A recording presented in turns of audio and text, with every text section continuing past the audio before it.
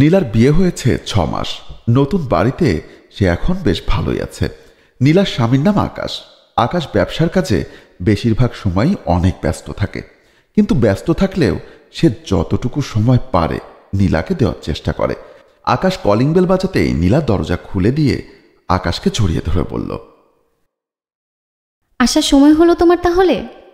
Sorry, তুমি তো জানো অনেক কাজ থাকে, কি করব বলো। নীলা দরজা থেকে সরে গিয়ে আবার সোফাতে বসে পড়ল। আকাশও গিয়ে তার পাশে বসল। কি হয়েছে, রাগ করলে বুঝি? না, রাগ করবো কেন? আমার জন্য তো তোমার সময়ই নেই। আজ কত তারিখ মনে আছে? কেন, কত তারিখ? আজ মে মাসের 7 তারিখ। আজ কি তা সত্যি তোমার মনে নেই? কেন, আজ আবার কি? প্রশ্নটি করেই আকাশের মনে পড়ল আজ নীলার জন্মদিন। তাদের বিয়ের পর আজ নীলার প্রথম জন্মদিন। আকাশ দুহাত দিয়ে দোকান ধরে বলল, সরি সরি সরি, এত কিছুর মধ্যে মনেই ছিল না, ভুল হয়ে গেছে, সরি, আর হবে না। হয়েছে, আর সরি বলতে হবে না। যাও, আমি তোমার সাথে কথাই বলবো না। আরে বাবা, সরি বলছি তো। যাও, রেডি হয়ে নাও, আজ আমরা বাহিরে ডিনার করব। সত্যি বাইরে যাবে? তুমি তো সময়ই পাও না আমাকে বাইরে নিয়ে যাওয়ার। যাক, আজ তাহলে সময় পেলে। হ্যাঁ ম্যাডাম, আজকে আপনার জন্মদিন উপলক্ষে এটি আমার তরফ থেকে উপহার মনে করুন। নীলা উঠে গিয়ে ভিতরের রুমে চলে গেল তৈরি হতে। রেডি হয়ে এসে নীলা আর আকাশ বেরিয়ে গেল এক সুন্দর মুহূর্তের উদ্দেশ্যে। নীলা তার ঘরে বিছানায় বসে মোবাইলে ফেসবুকিং করছিল। হঠাৎ করে তার বাসার কলিং বেল বেজে উঠল। দরজা খুলে দিতেই দেখল তার বড় ননদ। বড় আপা, আপনি আসুন আসুন, ভিতরে আসুন।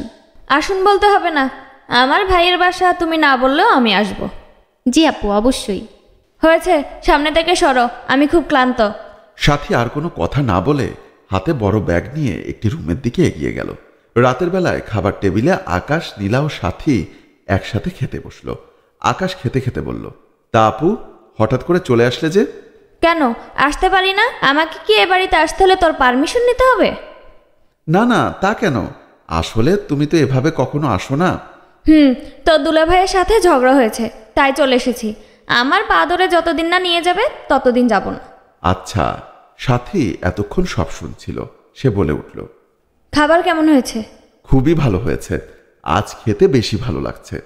ভালো না ছাই, মুখেই দেওয়া যাচ্ছে না। আর তুই বলছিস খুব মজা। এত মজা হলে তোরাই খা, আমি আর খাবো না। সাথী খাবার রেখে উঠে গেলেন। নীলা আর আকাশ চুপ করে সাথীর দিকে তাকিয়ে রইল।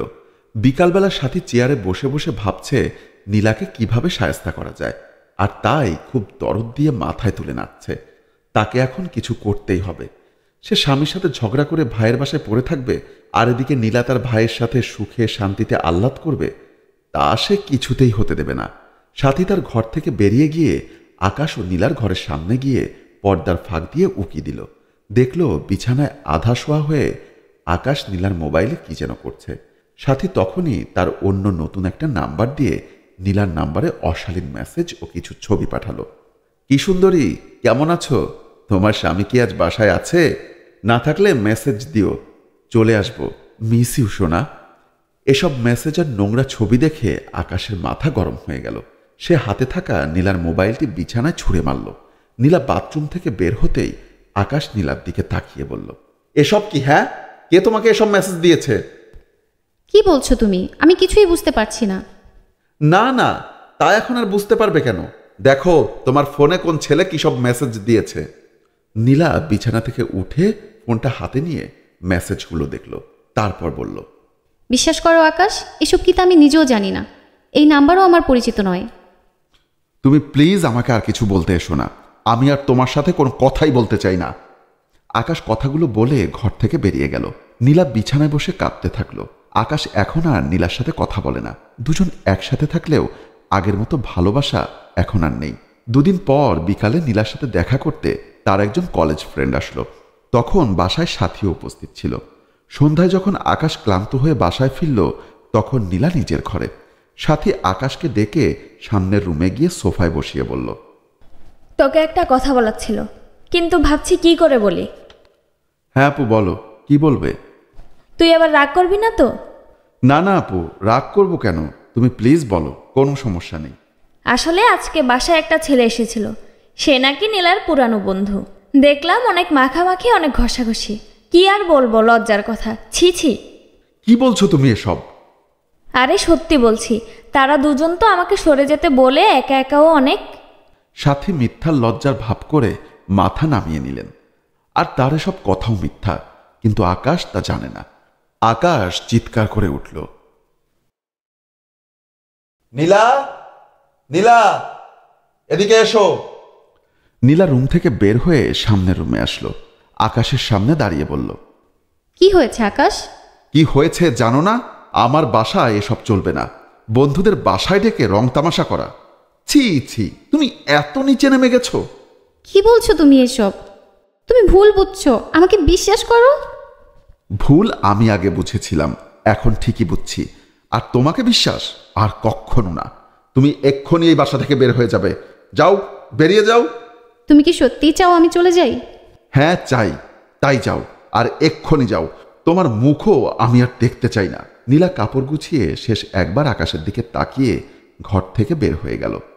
এক সপ্তাহ পর ঘরের কলিং বেল বেজে উঠতেই সাথী গিয়ে দরজাটা খুলে দিল। একজন ডেলিভারি ম্যান তাকে 2টা খাম হাতে ধরিয়ে দিয়ে চলে গেল। সে খাম দুটি হাতে ধরে নিয়ে গিয়ে সোফায় বসল। একটি খাম খুলে দেখল একটি চিঠি। সাথী, তুমি যদি ভেবে থাকো আমি এবারও আগের মতো তোমার কাছে ক্ষমা চাইব, তাহলে এবার তুমি ভুল ভাবছ। তোমার ব্যবহার আমি আর নিতে পারছি না। সহ্যের সীমা তুমি ছাড়িয়েছ। তোমার মতো সারাক্ষণ অন্যের ক্ষতি করতে চাওয়া মহিলার সাথে কেউ কখনো ভালো থাকতে পারে না। আমিও আর পারবো না।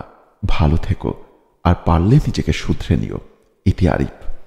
চিঠিটা পড়া শেষ করে ভয়ার্ত মুখে সাথী অন্য খামটি খুলল। খুলে দেখল ডিভোর্স পেপার। সেই স্থির হয়ে চোখের জলে সোফাতেই বসে রইল। যে সর্বদা অন্যের ক্ষতি সাধন করতে চায়, অন্যের ক্ষতি কামনা করে, একটা সময় তার নিজেরই সবচেয়ে বড় ক্ষতি হয়ে যায়। প্রত্যেকেই তার নিজ নিজ কর্মফল ভোগ করবে।